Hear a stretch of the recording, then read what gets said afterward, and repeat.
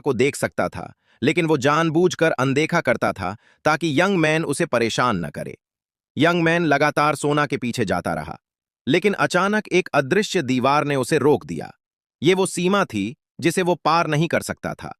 Uncle तेत ने बताया कि आत्मा केवल 100 मीटर तक ही जा सकती है और कहीं दूर जाने के लिए किसी को अपने शरीर को साथ ले जाना पड़ेगा। यंग मैन अपने शरीर को देखकर बेबस खड़ा रहा। जब यंग मैन हार मानने वाला था, तभी सान के पिता की आत्मा वहां आई।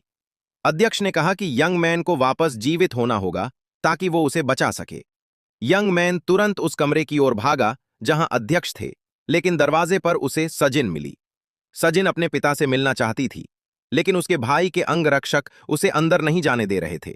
उसका भाई नहीं चाहता था कि वो अंदर जाए, क्योंकि वो चाहता था कि पिता मर जाएं ताकि वो संपत्ति पर कब्जा कर सके। सजिन अपने पिता से नहीं मिल सकी और रोते हुए वहां से चली गई। वो बैठकर रोने लगी क्योंकि वो कुछ नहीं कर पा रही थी। यंग मैन ने उसे रोते देखा और उसे पछतावा हुआ। तब वो साक के शरीर में प्रवेश कर गया ताकि देख सके कि अध्यक्ष की हालत कैसी है। उसी समय एक आपातकालीन मामला आया।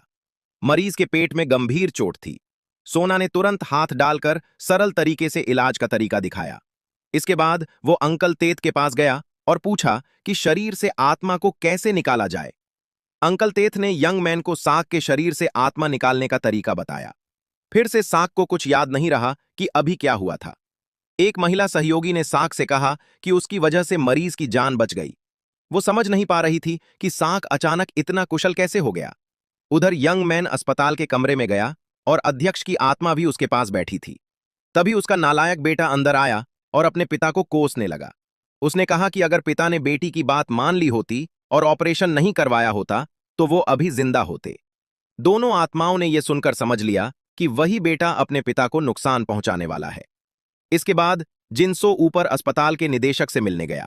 वहां पता चला कि उसने और निदेशक ने मिलकर अध्यक्ष को नुकसान पहुंचाने के लिए दवा दी थी और साथ ही एक आदमी को भेजा था ताकि यंग मैन का एक्सीडेंट हो जाए और वो समय पर लौटकर अध्यक्ष को बचा न सके। उसी समय तहान, जिसने अध्यक्ष को नुकसान पहुंचाया था, अपने साथियों के साथ यंग मैन की जांच करने आया। क्योंकि यंग मैन गहरी कोमा में था, उसे एक विशेष कमरे में स्थानांतरित कर दिया गया जहां वे मरीज रखे जाते हैं जिनके बचने की कोई उम्मीद नहीं होती। तहान ने कहा कि ये वही मरीज हैं जिन्हें यंग मैन ने पहले छोड़ दिया था, क्योंकि उनके बचने की संभावना नहीं थी। अब एक दिन यंग मैन को भी यहां लेटना पड़ेगा। यह सुनकर यंग मैन स्तब्ध रह गया। उसे अचानक एहसास हुआ कि अतीत में उसने अपने मरीजों को छोड़कर बहुत गलत किया था। वो चौंक गया और पीछे मुड़कर देखा तो वहां उन मरीजों की आत्माएं खड़ी थीं। ये आत्माएं उससे नफरत करती हुई लग रही थीं। यंग मैन को पहले उनका इलाज न करने पर बहुत पछतावा हुआ। अब जब भी वो किसी गंभीर रूप से घायल मरीज को देखता जिसे तुरंत ऑपरेशन की जरूरत होती, तो वो साक के शरीर में प्रवेश कर लेता और आत्मविश्वास से वरिष्ठ डॉक्टरों को निर्देश देता।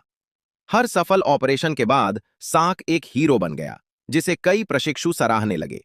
इसके बाद साक को महसूस होने लगा कि उसके साथ कुछ अजीब हो रहा है।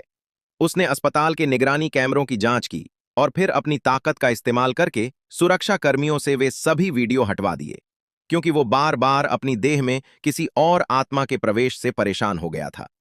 साक ने एक दिन की छुट्टी ली और घर पर रहकर खेल खेलने लगा। लेकिन उसी दिन अस्पताल में एक बड़ी घटना हो गई। यंग मैन के शरीर को किसी और जगह ले जाया जा रहा था। वो घबराकर कमरे की ओर भागा और देखा कि डॉक्टर उसके शरीर के आसपास खड़े हैं। यंग मैन तुरंत साक को ढूंढने गया ताकि उसकी देह में प्रवेश कर सके, लेकिन वो उसे नहीं मिला।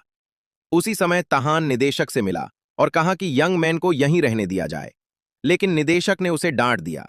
निदेशक ने कहा कि वही था जिसने प्रोफेसर बनने के लिए यंग मैन को नुकसान पहुंचाया और उसी ने उस दिन अध्यक्ष को जहर दिया था ताकि बेटे की मदद से वो संपत्ति हासिल कर सके।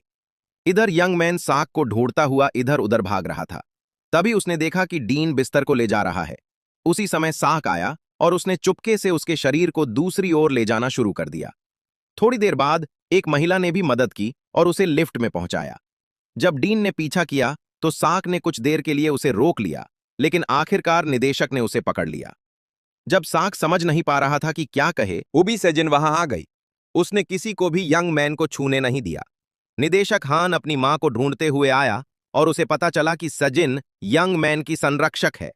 वो गुस्से में बोला कि जब से उसका छोटा भाई साक अस्पताल में आया है, सब कुछ बिगड़ गया है। लेकिन उसकी मां ने फिर भी उसे अपने छोटे भाई की मदद करने को कहा।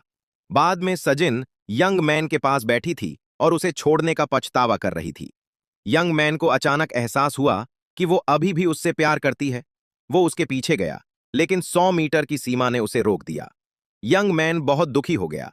तभी साक वहां से गुजर रहा था, तो यंग मैन ने उसकी देह में प्रवेश कर लिया और अपनी पूर्व प्रेमिका के पीछे भागा। क्योंकि वो उसे देख नहीं पा रहा था, वो गाड़ी लेकर निकल गया। उस दिन वो पूरे दिन साक के रूप में घूमता रहा। लेकिन रात को सड़क पर चलते समय वो गलती से एक महिला से टकरा गया, जिससे उसकी आत्मा शरीर से बाहर निकल गई। अगर वो अपने शरीर से 100 मीटर से ज्यादा दूर चला जाता तो उसकी आत्मा नष्ट हो जाती। इसलिए यंग मैन ने साक से उसे बचाने की विनती की। लेकिन साक का ध्यान उस बेहोश महिला पर था, जिसे कोई गंभीर बीमारी लग रही थी। यंग मैन के दोनों हाथ गायब होने लगे थे, और अगर ऐसा चलता रहा तो वो कुछ ही सेकंड में खत्म हो जाता। तभी साक ने यंग मैन से कहा कि वो उसकी देह में प्रवेश करके इस मरीज को बचाए। उसने अपना हाथ आगे बढ़ाया। यंग मैन ने तुरंत उसका हाथ पकड़ लिया और उसकी देह में प्रवेश कर गया। इस तरह उसकी आत्मा बच गई। इसके बाद यंग मैन ने साक के शरीर को नियंत्रित करते हुए इलाज की तैयारी शुरू कर दी। उसने सड़क के बीचों बीच ही बिना किसी साधन के चाकू से नस के ट्यूमर से खून निकालकर मरीज की जान बचाई और उसकी गंभीर हालत को संभाल लिया।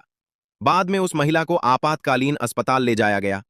तहान ये देखकर हैरान रह गया कि साक ने इतनी कठिन स्थिति को संभाल लिया, वो भी सड़क के बीच जहां कोई चिकित्सा उपकरण नहीं थे। धीरे धीरे साथी डॉक्टर भी साक की तारीफ करने लगे। यंग मैन के कोमा में जाने के कारण अस्पताल में अच्छे डॉक्टरों की कमी हो गई, जिससे गंभीर मरीजों के ऑपरेशन भी देर से होने लगे। इन्हीं मामलों में एक छोटा बच्चा भी था, जिसकी पहले से कई बीमारियां थीं और उसकी हालत इतनी कमजोर थी कि कोई डॉक्टर उसका ऑपरेशन करने की हिम्मत नहीं कर रहा था। एक समय ऐसा भी था जब यंग मैन ने खुद उस बच्चे का इलाज करने से मना कर दिया था, और यहां तक कि उसका हाथ भी झटक दिया था। अब उसी बच्चे को देखकर यंग मैन को गहरा पछतावा हो रहा था। इसके बाद से यंग मैन बार बार साक के शरीर में प्रवेश करके उसकी मदद करने लगा, ताकि वो गंभीर मरीजों का इलाज कर सके। हालांकि ये बहुत खतरनाक था, फिर भी वो ऐसा करता रहा। अंकल तेथ ये सब देख रहे थे और यंग मैन की आत्मा के लिए चिंतित थे। उस दिन यंग मैन ने कई लोगों की जान बचाई, इसलिए जो आत्माएं पहले उससे नफरत करती थीं, अब वही उससे प्यार करने लगीं। लेकिन जब वो वापस अस्पताल के कमरे में लौटा तो उसे अपना शरीर वहां नहीं मिला। पता चला कि सैजिन उसे विशेष कक्ष में ले गई है। अब वो वहीं रहकर यंग मैन और अपने पिता दोनों की देखभाल करने वाली थी। दुर्भाग्य से अस्पताल का निदेशक भी सैजिन को पसंद करता था और वो उसे अपने करीब लाना चाहता था। यंग मैन को यह बहुत गलत लगा, लेकिन वो कुछ नहीं कर सकता था। एक दिन सैजिन ने समाचार पत्र में पढ़ा कि उसके पिता को होश आ गया है, लेकिन असल में ये झूठी खबर थी, जिसे जिनसुक ने फैलाया था ताकि वो शेयर बेच सके। सैजिन तुरंत अपने पिता से मिलने गई, लेकिन उसका भाई फिर से उसे अंदर जाने से रोक दिया। यंग मैन अंदर गया और देखा कि अध्यक्ष अभी भी कोमा में है। जिनसुक ने घोषणा की कि वो शेयर ऊंचे दाम पर बेच देगा और जब उसके पिता की मृत्यु हो जाएगी तो कीमत गिर जाएगी, तब वो सस्ते में उन्हें फिर खरीद लेगा। यंग मैन तहान के पीछे गया और सच्चाई का पता लगाया कि तहान, निदेशक और वो बुरा बेटा सभी मिलकर साजिश कर रहे हैं। निदेशक ने तहान को अध्यक्ष की देखभाल का जिम्मा दिया था और उसे कहा था कि सही समय पर सांस लेने वाली नली निकाल दे। इसके बदले में तहान को प्रोफेसर बनाया जाएगा। सच्चाई जानकर यंग मैन बहुत गुस्से में आ गया। उसने तहान को मारने की कोशिश की, लेकिन इसका कोई असर नहीं हुआ। उसे बहुत पछतावा हुआ और वो तुरंत सजिन के पिता से माफी मांगने गया।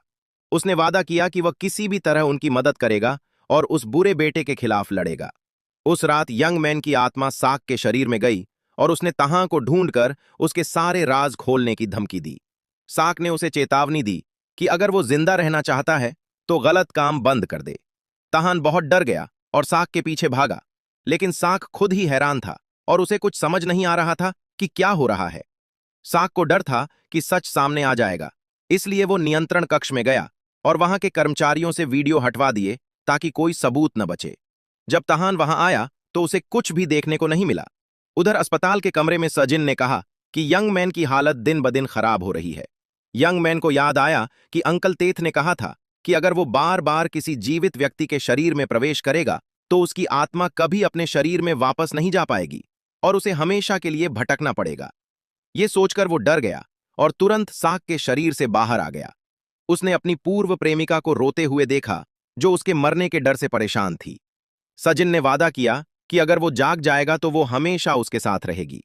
ये सुनकर यंग मैन ने कसम खाई कि अब वो किसी और के शरीर में प्रवेश नहीं करेगा।